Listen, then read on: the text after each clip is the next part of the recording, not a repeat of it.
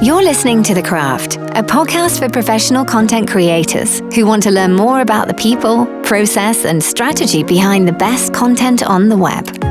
In each episode, we talk with writers, designers, and editors from the world's leading content teams and learn the secrets to their success. Let's jump in and get you inspired for your next story. Well, hello and welcome to this episode of The Craft, brought to you by Shorthand. I'm Dawn, Murden, a VP of Customer Success here at Shorthand. Today, our very special guest is Meredith Metsker. Hi, Meredith. Hi, Dawn. Thank you so much for having me. Meredith is Content Marketing Manager at uConnect, a career center platform, and is also a photographer and a former journalist. Thank you so much for joining us today. Yeah, I'm excited to be here. Brilliant. So I'm going to dive straight into our questions for today. And it's kind of organized into different parts. So, firstly, we'll be talking about the work that you do. So, you've built a great following on LinkedIn. How important is it for marketers to spend time where their audiences are? Yeah, super important in my opinion. And it's been interesting throughout my career. I've worked with a lot of different types of audiences, both in my 9 to 5 work, but then in my freelance gigs and then building a personal brand as well. So it's definitely been interesting figuring out where all of these different groups live, where I can make the most impact, what kind of content works the best. So yeah, it's been a really, really great learning experience. But to your point, I think I started getting active on LinkedIn in fall 2019. I saw it work really well for a lot of other people. One of those people was Dave Gerhardt, which, everyone in marketing knows Dave. And I saw him taking a more kind of personal approach to LinkedIn, not so much just professional. And I thought that's kind of always been my approach to social media on other platforms. So I decided I'll just, I'll start getting active. We'll see what happens. And it's been really an incredible experience, led to a lot of learning, both in terms of my marketing skill set, but also just personal growth. It's led to a full-time job offer. The last job I had, Stonely, they found me on LinkedIn from some of my posts. So that's very much some good ROI there.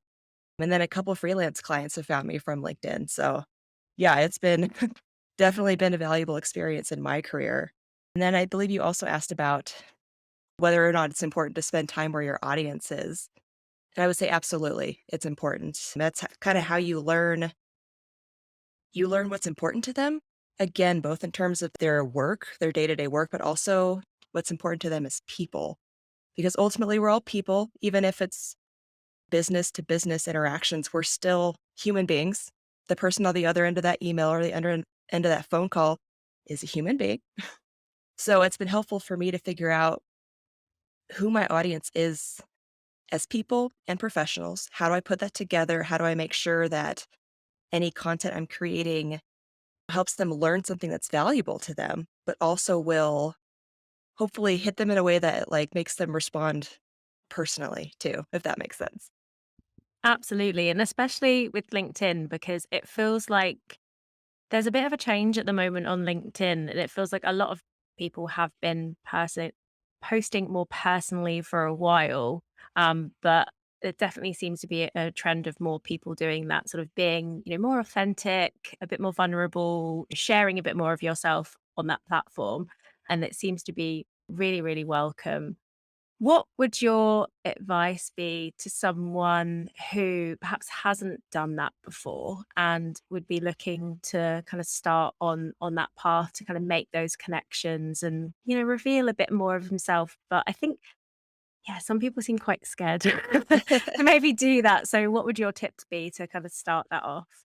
Yeah, I can definitely understand that apprehension. It's always scary to put yourself out there, especially on a platform that has traditionally been more on the professional side of things. I think a lot of people still don't quite know that LinkedIn has kind of gone away from being just the virtual resume to being an actual social platform. Sometimes I speak to journalism students at my alma mater, the University of Idaho, and I will talk to them about LinkedIn. I'll say it's kind of like Facebook for business in that there's people posting real conversations and like people are commenting and engaging. It's not just where you go to find a job or recruit somebody. Yeah. So I think, let's see, advice. I mean, just it sounds so obvious, but just start, just post something. If you are a little intimidated to make an actual post yourself, try engaging in the comments on other people's posts. And honestly, often that's where I get my best content ideas is if I see somebody else's post, I comment, it gets me thinking about a certain topic and what my point of view might be on that. And then I'll turn that into a post. But even if you don't, even if you just start by commenting, that's a really good way to kind of elevate your profile, get your name and your face in front of some people you may not know already. And yeah, I think that's a really good place to start, especially if you're a little gun shy on, making your own post, which I can understand can be kind of intimidating. I think that's really good advice. We all have to start somewhere on these things, right? So sometimes it's just getting something out there and seeing kind of how it lands with your audience. And often I think people will be really pleasantly surprised by the reaction that you get, and it can spur you on to do more. Yeah, and I would also say just yeah, like you said, experiment, see what works. I think one of the things that keeps me coming back to LinkedIn is that it's constantly an experiment. It's an ongoing thing. I'm constantly learning what works best, and then as soon as I figure out, the algorithm changes, so then I have to relearn everything. But, like, I'll do a mix of professional posts about things I've learned about content marketing or things I'm working on. I'll share personal stories. Yesterday, I think I shared a meme about, like, writers being obsessed with the M dash instead of the more traditional punctuation. So I kinda just for me, I just post whatever interests me, whatever I think might interest other people. And that's just one way I try to engage in genuine conversation. I'm not trying to put a professional front on. The Meredith on LinkedIn is the Meredith you'll see in real life. And you hosted a podcast for your former employer at Stoneleigh. What was that like? And why has podcasting become so important for marketeers? Yeah, that was a really great experience. With that one, we started this podcast. It was for customer support leaders, and it was called Beyond the Queue Inside Customer Support. And we completely started it from scratch. Myself and my boss, we were kind of trying to decide what type of content, like kind of top of funnel content, do we think would make the biggest splash? Where would we have the most opportunity? And something that I thought, coming from a journalism background, I was a newspaper reporter at the beginning of my career. That's what my college degree is in. And I was thinking, I am not a customer support expert. I've never worked in customer support. So I had tried to write a couple articles that were about best practices in customer support. And I was like, I don't feel like I'm doing this justice. I don't have this firsthand knowledge. And so I thought, okay, we need some kind of content where I can pull that knowledge and that expertise directly from the source and kind of use that journalism experience that I have from earlier in my career. And that's where we decided on the podcast. It's interview driven. We can interview customer support leaders who have the actual knowledge. And then I can use that experience to draw out that information with the right kind of questions and use some of my multimedia production skills with both writing and video production, audio production, and all of that. So that's kind of how we landed on doing a podcast. And our thought too is that a podcast is a really great piece of pillar content. So for those who may not be in marketing, it's kind of you're like your main piece of content, and from there you could pull other different types of pieces of content. So in our case, we would make a full landing page from each episode where there was a summary, there was a full transcript. I would make short video clips and audiograms to share on social. Sometimes I would write blog posts based on a single episode or based on trends I started noticing across multiple episodes. So it was kind of the right move for us for a lot of reasons. A, we could get lots of content from each episode. We could draw that experience directly from the source. And I could kind of personally like draw on my passion of interviewing and taking a more journalistic approach to content marketing. Yeah, so that was kind of like our why. And then we just launched it completely from scratch. And I ended up I was host and producer and editor and like the whole from beginning to end for like 20 plus episodes. I pretty much managed every step of the process, which was both fun and a lot. Yeah, I can imagine. I mean, this is resonating a lot because we're speaking on a podcast and we Yeah. are just, yeah, in the early days of, launching this podcast as well with a few episodes under our belt. So, um, yeah, that resonates so much. And I love what you said there in terms of pulling the insights like directly from the source. We wanted to launch a podcast because we're talking to so many interesting people in the industry. We have these connections and like you say, you can write an article on other people's experiences, but how much more interesting is it just to hear from the source directly? Mhm. Yeah, and it's the information you get directly from a knowledgeable source is so much more credible than anything I could have produced as a content marketer trying to write best practices for customer support leaders. I was thinking, I did this every day as a reporter. I was literally interviewing different experts on their subject matter, and I had to figure out how to convert it into an article that was understandable for the masses. And so I was just thinking, why not do that with a podcast? It's like the perfect formula. Absolutely. And you get so many sort of digestible bits of content from the podcast as well, because you get the podcast. And then, like you said, you created a landing page and you had various other bits that you could kind of have like off the back of that. Yeah, exactly. And it's a really great way to build relationships with either maybe it's current customers, if you invite a current customer on as a guest, but also maybe ideal prospective customers. In our case at Stonely, at the time I joined, it was still a pretty new startup. I think I was hire number 14. So we were really trying to build awareness too. We're like, not a lot of people know that Stonely exists. What's a way that we can create great content and get our name and our brand in front of the customer base we're trying to sell to as well? So that was kind of another reasoning. And I purposely wasn't salesy. I barely brought up Stonely at all in these episodes, aside from saying brought to you by Stonely. But I guess how I approached it was I wanted to produce some really high quality content that these guests could be proud of so that they leave the experience having knowing that Stonely exists and that we're in the customer support tech space, but also feeling like they got a piece of high quality content that they would be excited to share or put on their LinkedIn profile or put on their resume, or something like that. And it was just a really great touch point with those ideal customers, I guess. Yeah, absolutely. Fantastic. And so, talking a little bit about your journalism career now. So, journalism requires like such a high metabolism. And it seems like you've really brought that into your marketing work. How important has that been to your success in sort of making that transition from journalist into marketing? Oh my gosh, it's been absolutely critical. It's kind of funny. I speak about this a lot to journalism students, kind of about this transition into content marketing. But when I was a journalism student or a reporter, I didn't know that content marketing was a thing. I knew that marketing existed, but I didn't realize there was this whole subset that was based solely on creating great content. And so I kind of stumbled into that by accident.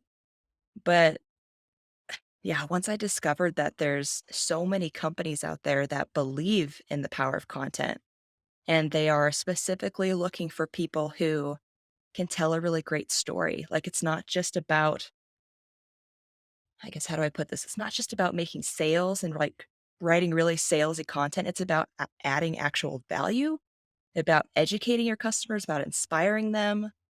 And that just really speaks to me because I guess in a way, that's what I was doing as a reporter. I wasn't like, obviously, I was trying to be as unbiased as possible. I was trying to be objective. It was not my job to get readers to come to a conclusion. I was just there to present the facts in an understandable way and let people come to their own conclusion.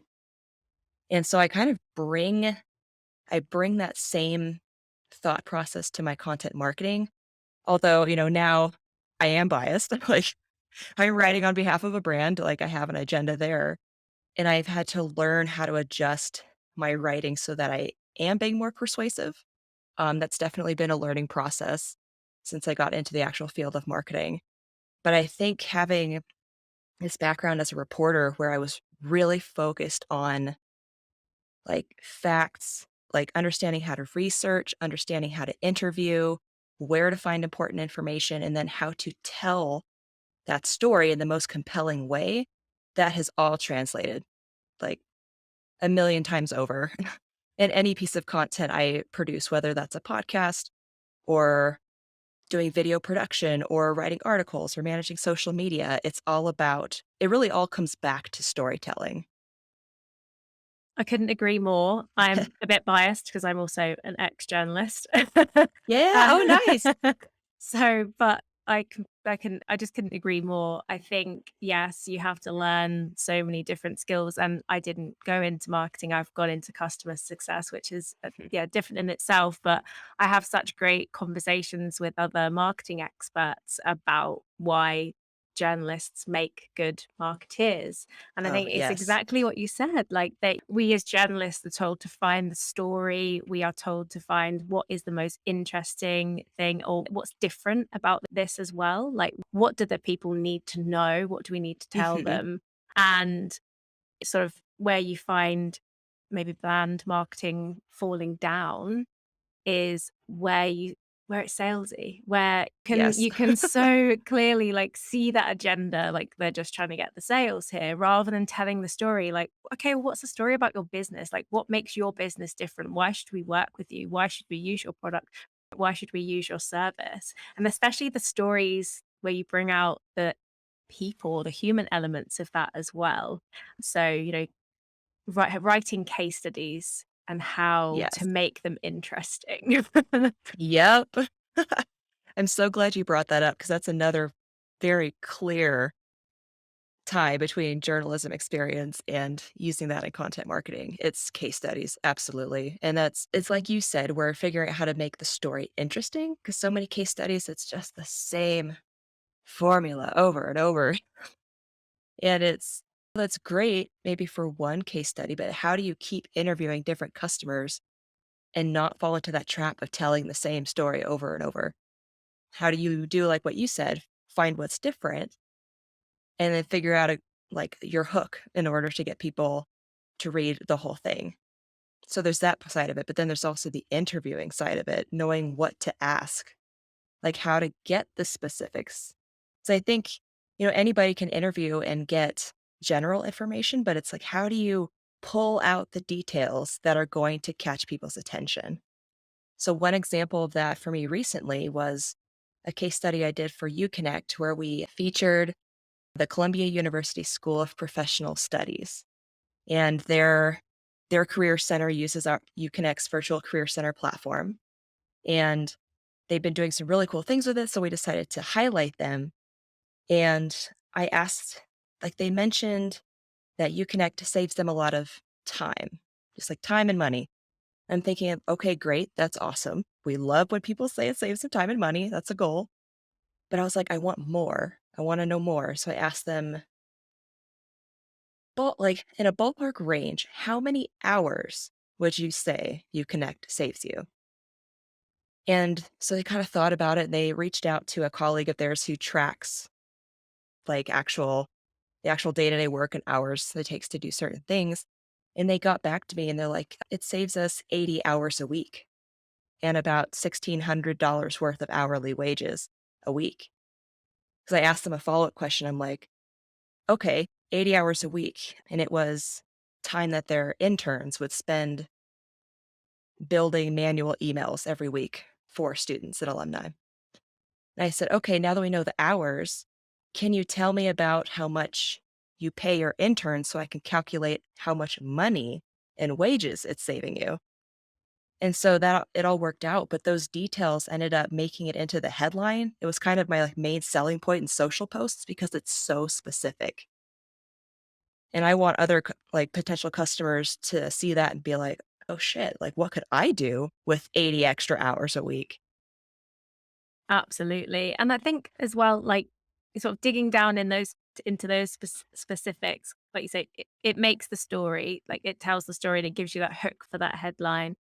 But also I don't know if you find this, but sometimes you need to press people on those specifics because I'm not sure why it is, but sometimes people just don't deal in specifics when you talk to them. Um, like, you can have like certain like OKRs or KPIs and stuff for the business. And then sometimes and just purely from, so we do customer success helps with all of our case studies. And we do those interviews and even before in a previous role did case studies. And I found that a lot of people just wouldn't deal in the specifics. So you would have to dig down. So I love what you did there in terms of you pressed them on that and then you kind of created those metrics for them Mhm. so that you could put that in the case study. Does it ever surprise you when you do talk to people that they don't measure in specifics, i.e. that they've not like got those analytics already and you have to push them for that? Because it always surprises me. It does surprise me sometimes, because I'm thinking like, "Okay, how do you measure success?" But I have also found in past companies, sometimes it wasn't so much that they didn't have the metrics, it's just that they weren't willing to share them. Because in past products, customers didn't wanna they either didn't want to have their name associated with the case study because they didn't want to reveal their secret sauce per se Mhm. to customer or to competition, which was really hard for me because 'cause I'm like, how am I supposed to tell this story with everything's anonymous? Like, that just doesn't nearly as hard. So, yeah, I guess, yeah, it does surprise me sometimes. Yeah. But and sometimes people just don't have them on the spot too, so I'll try and send questions ahead of time for case studies, especially if I'm really digging for some statistics. Be like, "Can you find this?" Even if you don't have these metrics by the time of the interview, that's fine, but just at some point, I would like to include this in the case study. I think it'd be really powerful. And I find just giving them that time to kinda do the research, go and pull that data, that has been really helpful for me. Brilliant. Well, thank you so much for sharing that. And moving on, so about sort of like content team creation now, teams often can get quite overly ambitious with their content. That is, that they could commit to too many things, like a podcast. How do you prioritize what you do at uConnect specifically? And what have you decided not to do? Yeah, that's a great question. I will say I've only been at uConnect for a few months now, so we're still kind of figuring out what works best. It's been a lot of experimentation so far. But what we've really tried to focus on is content that showcases our customers front and center because we're really fortunate in that our customers love us. Like, I didn't believe them quite when I joined the company. I was like, of course, everyone says their customers love you. But working with career services professionals at colleges and universities, like our product really does affect their day to day life and makes their work more effective. And so it's just been trying to figure out how to harness that because, like, my goodness, we are fortunate to have customers who love us so much and who are willing to share that publicly. And so my boss, the VP of marketing at uConnect, she's been really working on a webinar series. So, like, monthly webinars where we come up with a topic, that's relevant to the audience, and then we will ask a couple customers to be on a panel or showcasing them. It's kind of like the same strategy I used at Stonely, where we're bringing in that expertise and just going directly to the source. So that's been kind of a big play for us. And then what I've been doing since I started is I will use those webinars and I will create content out of it. So that's led to a couple blog posts. It's led to a ton of social media content. And then inspiration for case studies too. Like if I hear a panelist say something really great, I'm like, I want to know more. Let's do a case study. So yeah, it's been a little bit of a mix of everything. I would say that webinar series has been kind of the pillar so far. And then also trying to get a handle on our social media pages. We're on all the platforms, but LinkedIn really seems to be our bread and butter. So I've just been trying to experiment and figure out who in our customer base is most active on LinkedIn, what kind of content from our page will get their attention, what kind of content from our individual pages might get some attention, what kind of content will spark conversation in the comments, that kind of thing. So there's been a lot of experimentation on that front. And Yeah, I think case studies will continue to be a really big play. We've published one, we've already got a bunch on the docket that I'm really excited to do. So it's just we're kind of in that experimentation phase, which I know a lot of marketers can relate to, trying to figure out, okay, who is this audience? What works? And then I imagine probably in the next quarter or two, we'll kind of really drill down on something more specific. Brilliant. So, next question. You trained as a journalist, and obviously you love that profession. And I think we've already talked a little bit about how the skills that you have as a journalist and how well they translate into marketing. But what made you make that transition into marketing? I love getting asked this question. Good. um, yeah, it's funny. When I was in college, I kind of envisioned myself going to the big leagues in journalism, like walking through the front doors of the New York Times or the Wall Street Journal, the Washington Post, all those really big um, traditional newspapers.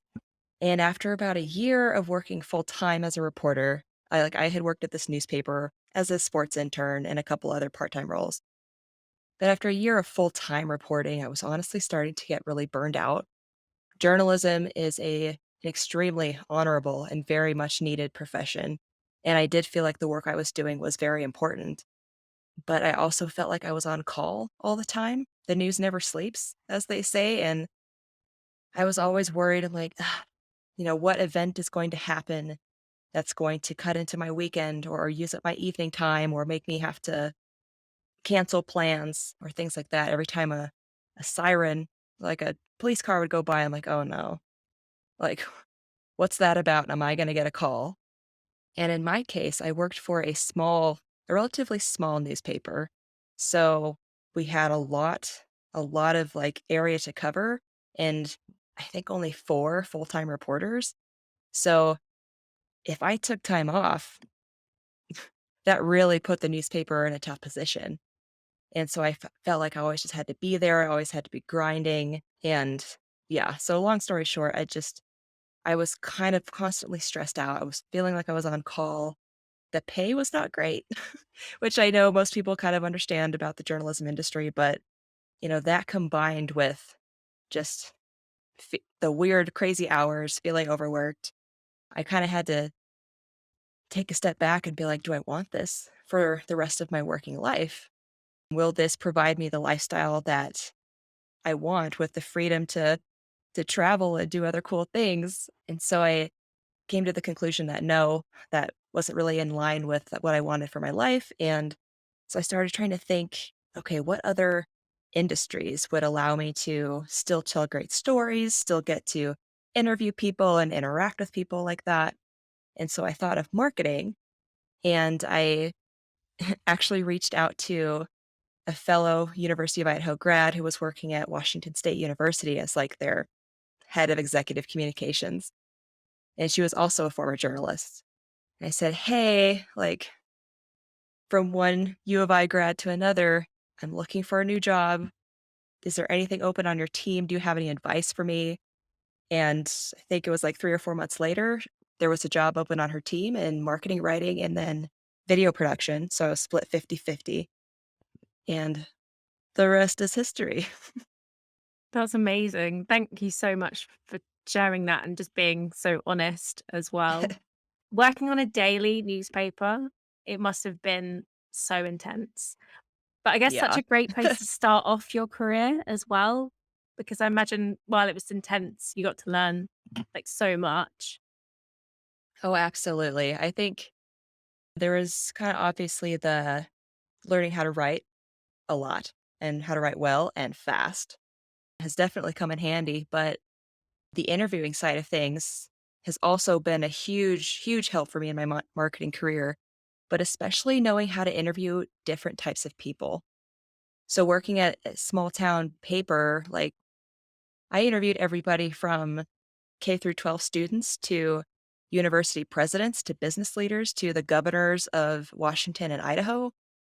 Like it could be literally anyone at any point at any day. And I had to be prepared to speak to all of these different types of people and be able to ask them educated questions and talk with authority. And kind of either gain their respect or just pressure them when I needed to, especially in business and politics.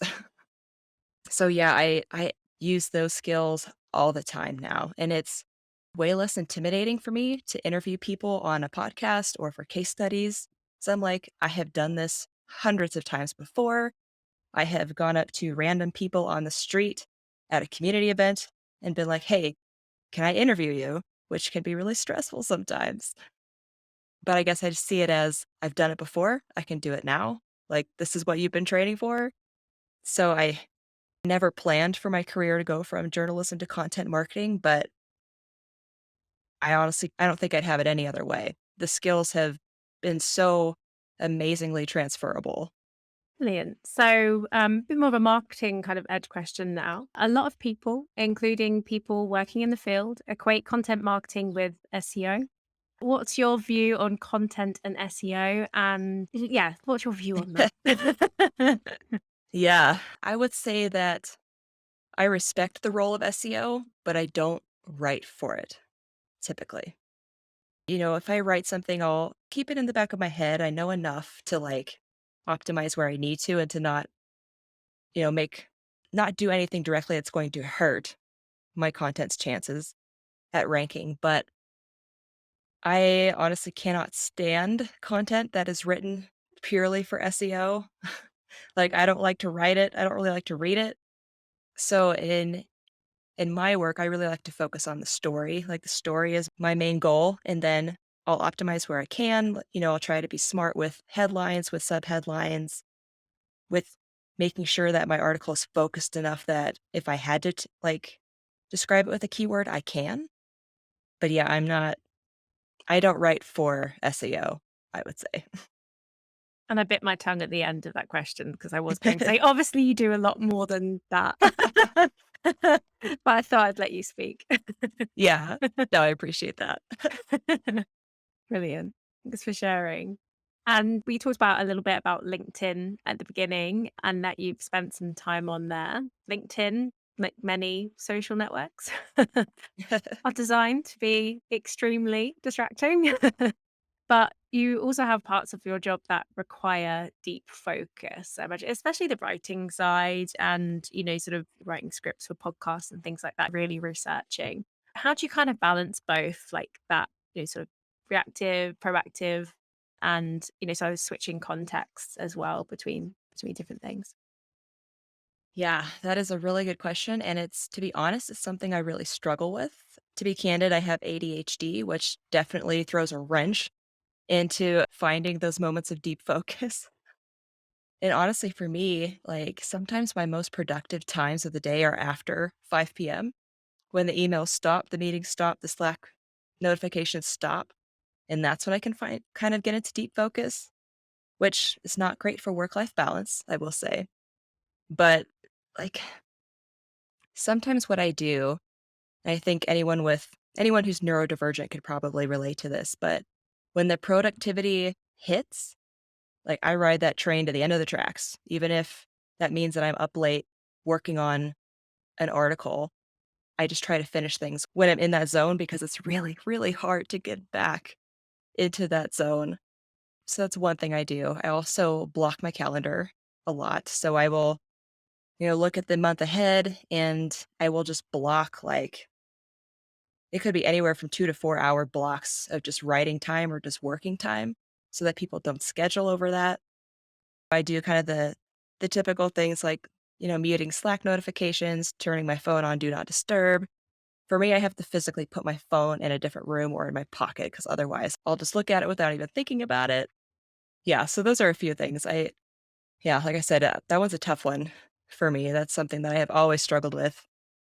Yeah. Well, thank you so much for sharing. I think those are such good tips. I can really relate to being, yeah, my peak time. It's like 5 p.m. as well. Yeah, not a morning person at all. And I yeah, once you're in that zone and you just want to get to the end of it, you're like so close. But when do you stop as well? Like if exactly. you go too How do I set beyond. the boundaries? Yeah, exactly. Which I think a lot of us are struggling with working remotely, especially with COVID as well, how to set those boundaries and make sure you have that work-life balance as well. Hmm. Yeah, I totally agree. And like one thing I've started doing with my writing that I never used to do, actually. I never used to be a writer with who did outlines before I wrote things. I think it was from my training in journalism, but I just wrote everything in one sitting. Didn't matter how long it was. If it was a 500-word article or a 3,000-word article, I would do it in one sitting. And I have found that recently trying to balance my time and balance those boundaries of work life kind of balance, I've actually started to use outlines a little bit more. So I will write out my general outline and then I'll say, okay, if I can write these 3 sections today and I stop by 5 p.m., great. I'll return to the next sections tomorrow. That's kind of one way I've broken down the process a little bit. But that has been very different from my past workflow because in the past I was like, who needs an outline? I was like really proud of it. I'm like, I don't write with outlines. And now I'm like, now I kind of see why people use outlines. See, I always knew that I would really enjoy being an editor because I wrote like that. I would have to get everything down, like it was in my brain, and my Yep. brain I had to get it out Yep. of there as quickly as possible. Otherwise, it wouldn't come out in the same way. It was like that kind of timing thing that you had to get it out on the paper now before it, I don't know, dissipated or something. I know maybe there was some sort of, overthinking there coming into that. But then I always really enjoyed the process of having everything on paper and then stripping back and refining it until you got kind of where you thought it was at that submission stage, where you Mhm. could submit it to print. Whereas, yeah, I wasn't as good with outlines either. But that's so interesting that you've switched that. Why do you think that is? Why do you think you switched your own process there? Yeah, and it's funny, like, I just had this epiphany, but I'm like, I don't use outlines for organization purposes, I use it for time management, which seems totally backwards. But yeah, I think I switched because I realized that journalistic timeline of trying to do everything in one sitting is not always possible, and it was starting to affect my work because I would keep putting things off, waiting for a chunk of time where I would have enough time to do it all in one sitting, that things kept getting pushed back and I wasn't being very efficient in that regard as far as, like, turning stuff in.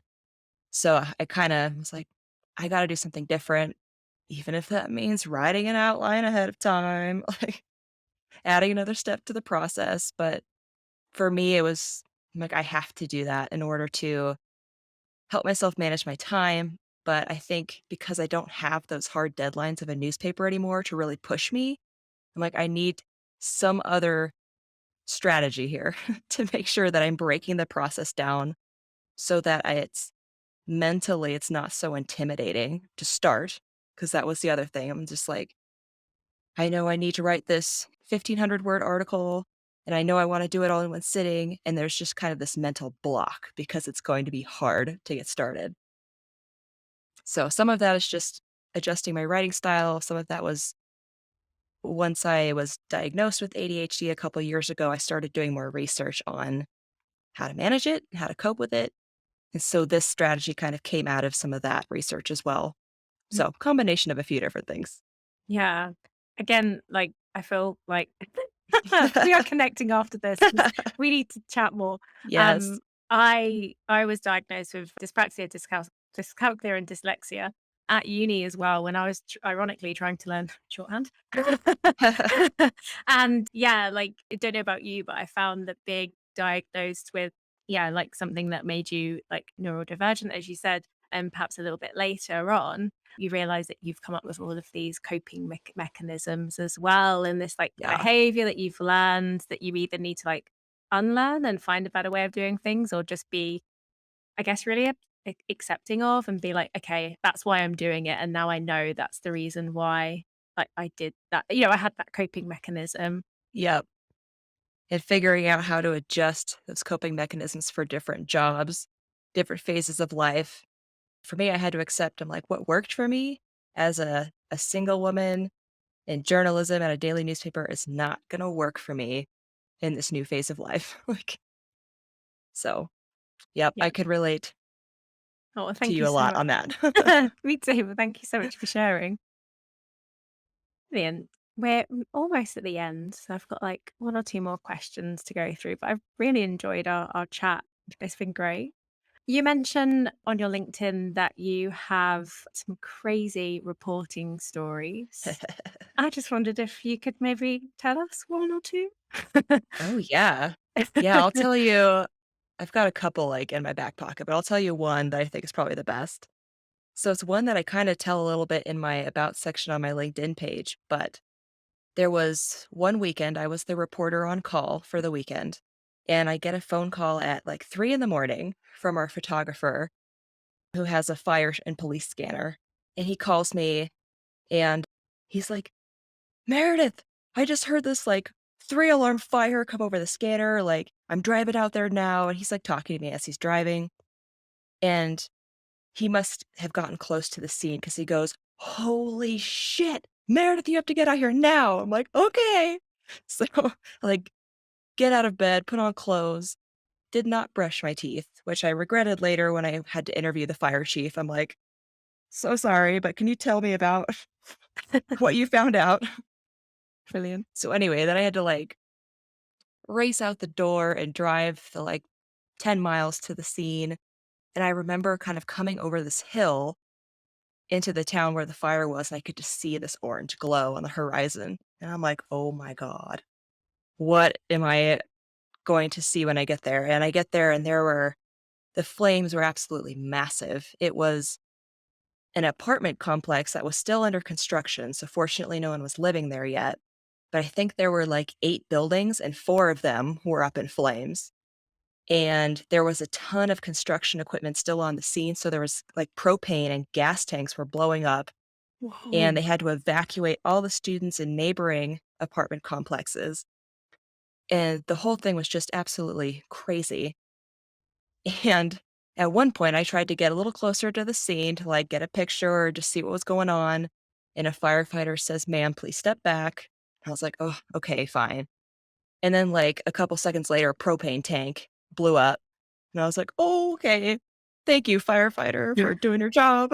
Like, and yeah, it was a crazy day. I think I worked, like, 18 hours that day, and I lost, like, 8 pounds that week because I was working so much on all the follow-up, because in addition to this huge fire, like, this apartment complex was fully rented out even before it was finished, and this fire occurred a few weeks before semester was supposed to start at Washington State University, so hundreds of students are now displaced. The parent company was not being forthcoming, and so everybody was turning to me for answers, like parents and students, and I'm like, "I don't know." So anyway, long story short, it turned out to be arson. A disgruntled former employee, yeah, started the fire. So they caught the guy and charged him, and then it turned out that the parent company was, like, really shady. Like, I was doing research on him, and there were tons of news stories of past issues with some of their buildings, and so, yeah, the story had it all, like, late night wake-up call, it was arson, disgruntled employees, shady parent company, displaced students. It was, like, all the drama. That's what I was thinking. I was like, that is like a lot of drama, drama filled. Oh, man. Yeah. It was so much fun, though, like, those were a long few days of the initial story and then the follow-up stories, but, oh, it was so much fun. It's like that adrenaline rush of breaking news. Brilliant. Thank you so much for sharing that. Yeah. Um, so we are coming up on time, and so I wanted to finish off by asking you one final question, which is, what advice would you give to folks working in content, looking to have a similar career to yourself? Ooh. Honestly, like, you don't have to always tell them, show them. And another piece of advice I would say, especially for younger people kinda just starting out, don't wait for someone to assign you something. If you wanna start a podcast or a video series or a blog, just do it. Don't wait for that assignment to come from someone official. Like, just do it yourself. There's so many outlets now to do that. I think that's really great advice. Build that yourself. And I think, you know, all through this podcast, you've given some really great advice to anyone thinking about going into content marketing, and indeed those working in journalism as well. So thank you. Yeah, you're welcome. Thanks for having me. If anyone wants to learn more, feel free to just reach out on LinkedIn. You're so welcome.